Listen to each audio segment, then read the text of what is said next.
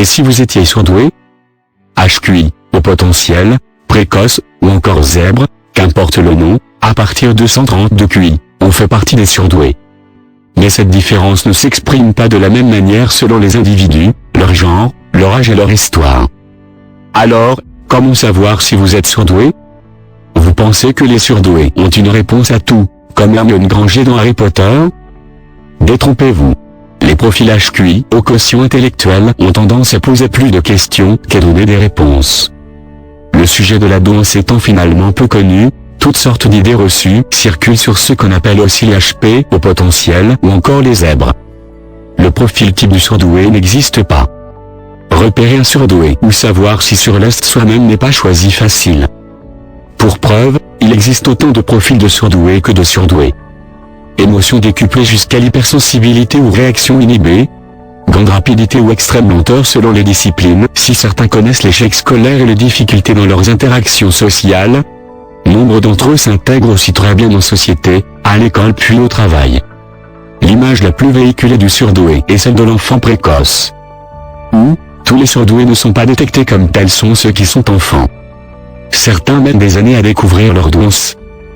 Nombreux sont d'ailleurs les parents d'enfants surdoués, qui viennent se découvrir eux-mêmes à haut potentiel intellectuel après avoir fait passer des tests de QI à leurs enfants. Autre idée reçue à laquelle il est important de tordre le cou, les surdoués ne sont pas forcément des génies en puissance, et ne réussissent pas forcément tout ce qu'ils entreprennent. Le système scolaire n'est pas d'ailleurs pas tellement adapté à leur manière d'apprendre et de fonctionner, et nombreux se trouvent en échec scolaire. Des tests de QI pour outils concrètement, on est estimé surdoué si on a un quotient intellectuel supérieur à 130. Le QI moyen se situe, lui, autour de 100. En dessous de 70, on estime que le quotient est déficient. Les tests de QI sur Internet n'ont pas de valeur scientifique, puisque les vrais tests reposent sur l'observation de psychologues. Autrement dit, ce n'est pas nécessairement la réponse qui est importante, mais la manière dont vous l'avez trouvée. Ces tests sont adaptés en fonction de l'âge, jeune enfant, adolescent, adulte.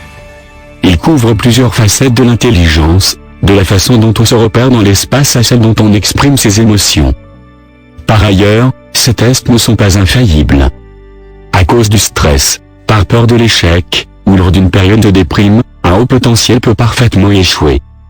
D'autres, en revanche, au fil des entretiens avec le psychologue en charge des tests, peuvent également découvrir être plus que surdoués.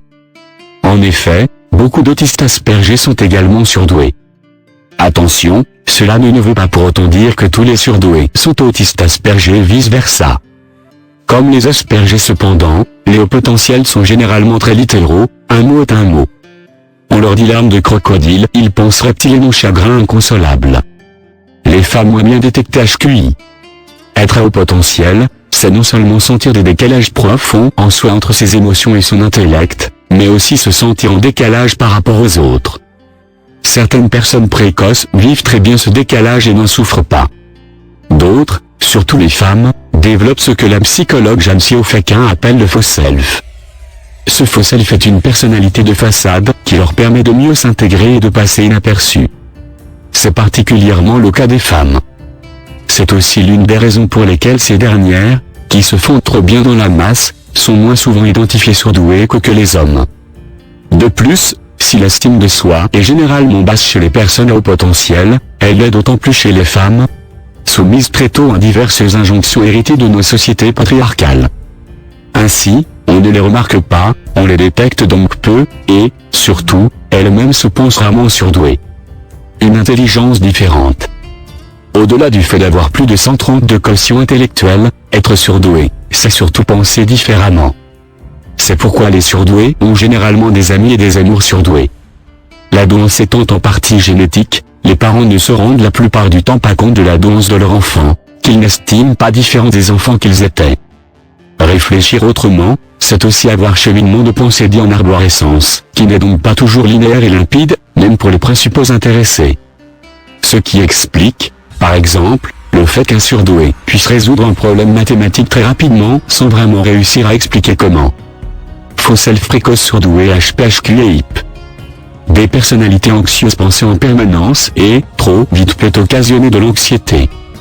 D'autant plus chez les enfants surdoués. qui expérimentent un décalage entre leur maturité intellectuelle et émotionnelle. Cette spécificité donne encore à être prise en compte à l'école, ainsi beaucoup de petits surdoués et de petites surdouées n'exploitent pas pleinement leur potentiel et ne s'y épanouissent pas. Pour cause, l'école s'appuie sur une multitude de sujets à explorer, mais pas forcément en profondeur. La plupart des enfants précoces aiment au contraire développer à fond un sujet. Le small talk, très peu pour eux. Dire quelque chose doit toujours avoir du sens. Sinon, pourquoi parler pour ne rien dire? Résume Jeune au fait qu'un d'entre trop intelligent pour être heureux. Éditeur Odile Jacob. De plus, les surdoués ne pensent pas à la vitesse de leurs mains. C'est-à-dire que, pendant qu'ils écrivent, l'idée fuse, du coup, ils n'ont pas toujours la plus jolie des écritures et ne sont pas toujours cohérents sur papier. C'est une des raisons pour lesquelles cette population est plus touchée par les troubles dyslexiques. Une imagination fertile à point qui les rassemble tous, enfants, adultes, femmes et hommes, l'imagination. Qu'elles expriment cette imagination par une quelconque créativité ou non, les personnes à haut quotient intellectuel ont besoin, plus que les autres, d'ennui, d'espace pour penser et rêver. Vous l'aurez compris, il y a autant de façons d'être surdoué que de personnes qui le sont. Ni chemin de croix, ni super pouvoir, le surdoué est finalement bien incarné par ces paroles de Michel Berger, il heureux, malheureux, comme nous. Il cherche ce qu'il voudrait, comme nous.